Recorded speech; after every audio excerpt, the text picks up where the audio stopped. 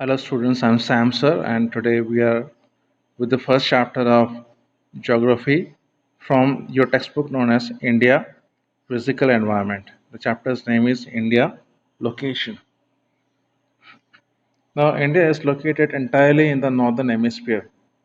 On the east of the Indian landmass is the Bay of Bengal, and there we find the Andaman and Nicobar Islands. These are a group of 572 islands, out of which only 38 are inhabited. On the west, we have the Arabian Sea, and there we can find the Lakshadweep Island. And this is a group of 36 islands, and out of that, 10 are inhabited. Now, let's take a closer look at India in the map. It's not the map of the entire world, but here you can see that India is located much above the equator. Let me show you the equator with a different color in a different map. So there we are. This red horizontal line is the equator, and India is clearly above the equator. And now look at this vertical red line. This is known as the prime meridian or the 0 degree meridian. And since India is in the east of that, so uh, we are, we always write India's location as east when we talk about the longitudes, and when we are talking about latitudes we write as north because we are above the equator line. So this you should keep in mind.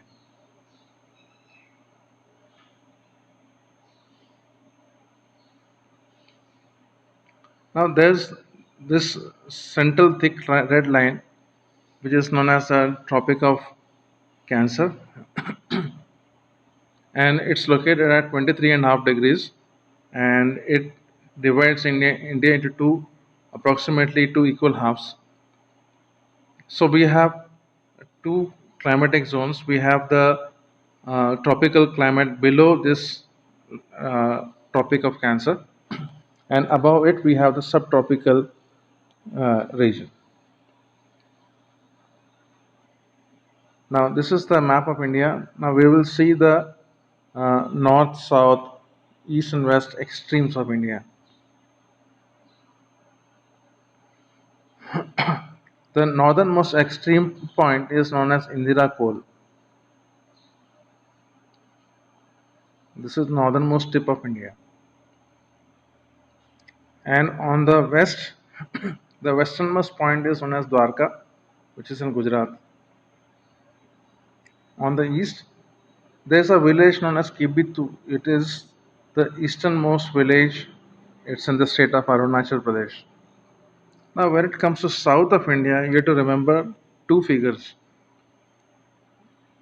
One is Cape Comorin, which is the southernmost point on the mainland India, the main landmass of India.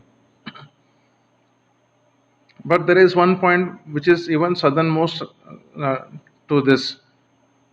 When you look at the Andaman and Nicobar Islands, and below that, see that it's much below the Cape Comorin, and this point is known as the Indira Point. So these you should remember.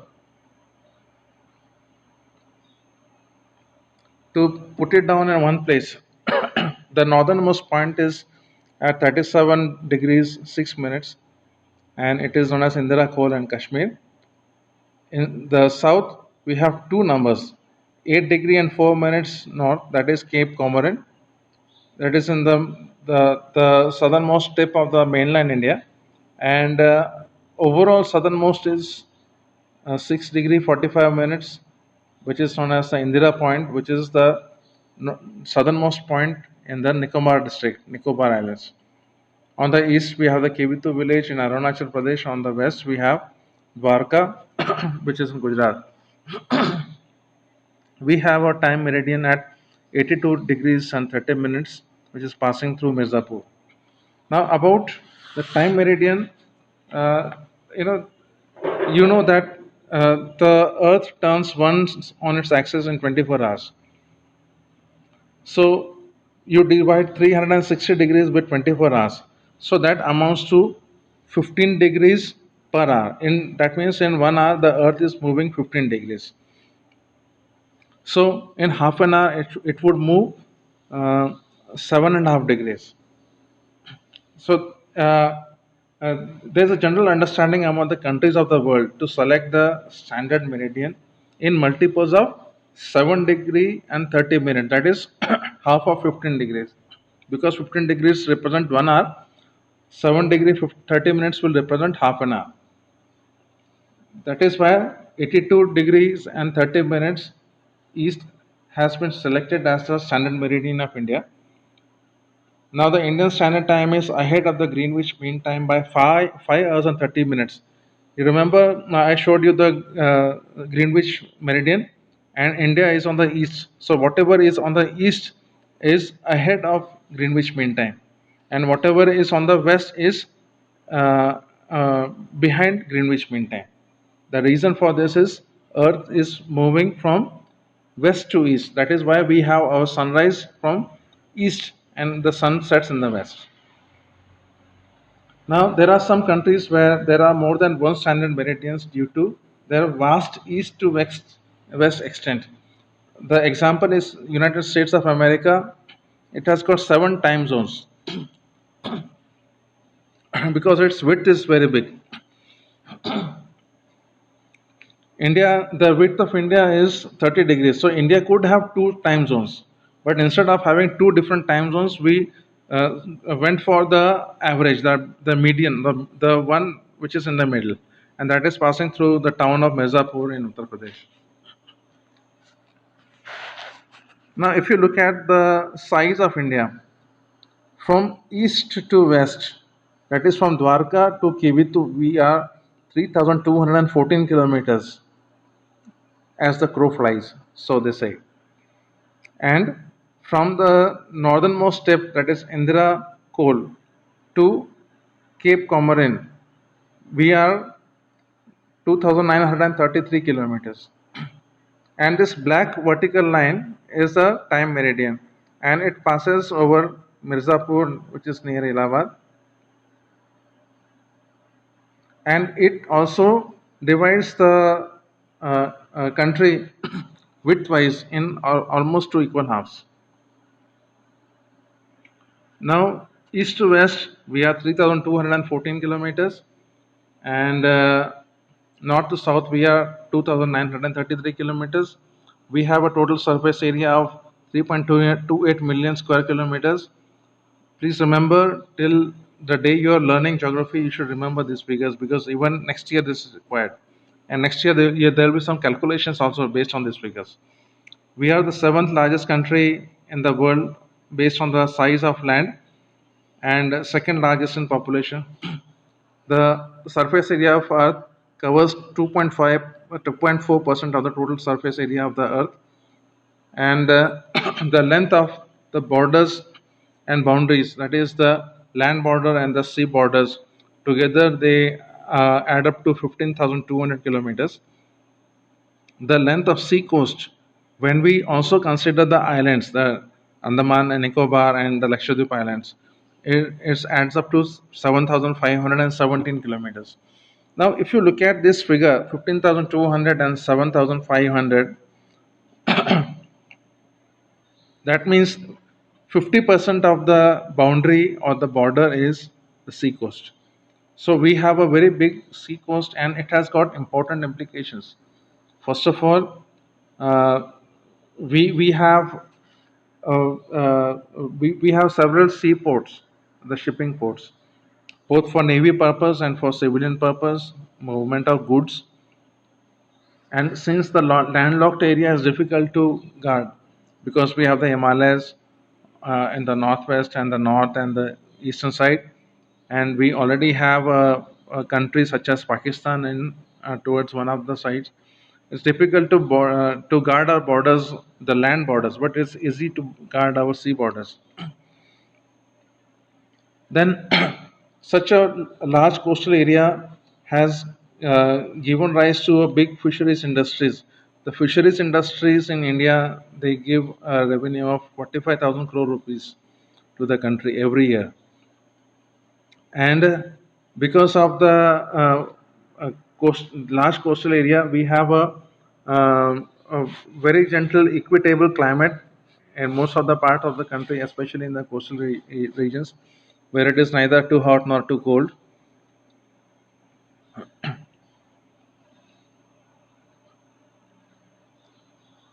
Now, there's a question like this, that there is a 30-degree difference between the northernmost tip and the southernmost tip, and in kilometers it amounts to 3,214 kilometers. Sorry, 2,933 kilometers. But width wise, again it's 30 degrees difference, and it is 3,214 kilometers. So why is it like this? Why are these figures in kilometers not matching? The reason is, see, the latitudes are equally placed, but it is not so with the longitudes. The longitudes at the equator are widely spaced, and at the poles they converge. And since India is in the northern hemisphere, uh, that is the reason why the figures are different. The distance between two longitudes decrease towards the poles, whereas the distance between two latitudes remain the same everywhere. That is the reason why these two figures in kilometers are not matching, even though the difference in degrees is almost the same. So, which are the countries larger than India? The largest is Russia, then Canada, then the United States of America, then China, and Brazil, and Australia. And the seventh place we are there, with an area of 3.28 million square kilometers and with 2.4% of the world's land surface area. Overall, there are 28 states. There were 29, and 7 union territories were there. But Jammu and Kashmir have become Ladakh and Jammu and Kashmir. There are 3 union territories there. So one union territory has been added, and one state has been reduced. And the smallest state is Goa, which is 9 times smaller than Rajasthan, which is the largest state. The least uh, uh, population density state is Sikkim, and the one with the maximum density is Uttar Pradesh. Now, when we say Indian subcontinent, we are talking about a geographical piece of land. We are not talking about political divisions. So, we have India, Pakistan, Nepal, Bhutan, and Bangladesh included as Indian subcontinent. And the Indian subcontinent has got the Himalayan mountains, the plateaus and the plains. We have the Deccan Peninsula, Deccan Plateau. We have the Himalayan rivers and the Peninsula rivers. We have the Marusthali or the desert and the islands. And this makes India a physically diverse land. There's a lot of variety here in India. The mountains, when you look from the west to east, we have the Suleiman Range, which is now in Pakistan. On the north, we have the Hindu Kush and the Kunlun Mountains, and together they form a knot known as the Pamir Mount Notch. We have the mountain ranges of the Himalayas, 3 parallel ranges and different regions. On the east, we have the hill states, lot of greenery there, a lot of forest. We have the rivers, which are the Himalayan rivers. We also have the peninsular rivers.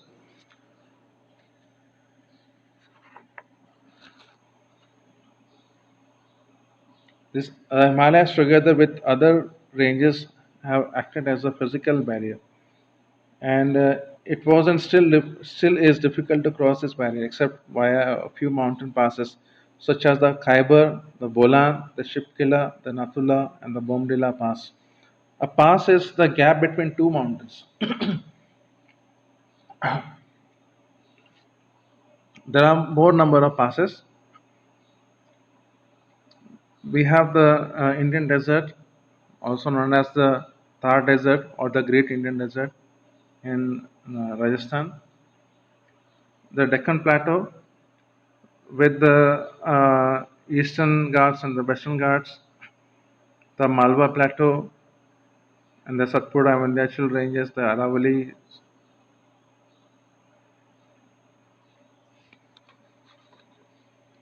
If we do not consider the islands in our calculation, then the mainland India, the coastline is 6,100 kilometers. But when we include the islands, Andaman and Nicobar and the Lakshadweep and the other small minor islands also, then it adds up to 7,517 kilometers. These are the neighboring countries of India. We have our neighbor Pakistan, Afghanistan, China, Nepal, Bhutan, Myanmar, Bangladesh, Sri Lanka, and Maldives. Now, there's a question in your chapter which says, what is the difference between a Gulf and a strait? Because here in Sri Lanka, the Sri Lanka is separated by Park Strait and Gulf of Mannar, and therefore is this question: what is the difference? Gulf is a portion of the sea that penetrates the land, and strait is a narrow passage of water that connects two large water bodies. Gulf connects the land and the sea. Strait connects two larger bodies of water. Gulf is always a natural formation. Strait can also be man-made, and such a structure is known as a canal. You know about Panama Canal and the Suez Canal. Gulf serves as an excellent location for harbors, and straits cannot act as harbor, but they do allow as a passage for ships. This is the region between India and Sri Lanka. We have the Gulf of Mannar, and we have this dotted red line, which is the strait, which is the Park Strait between the two countries. Again, the list of neighbors of India. This is the end of the chapter. It was a very small and simple and very basic chapter.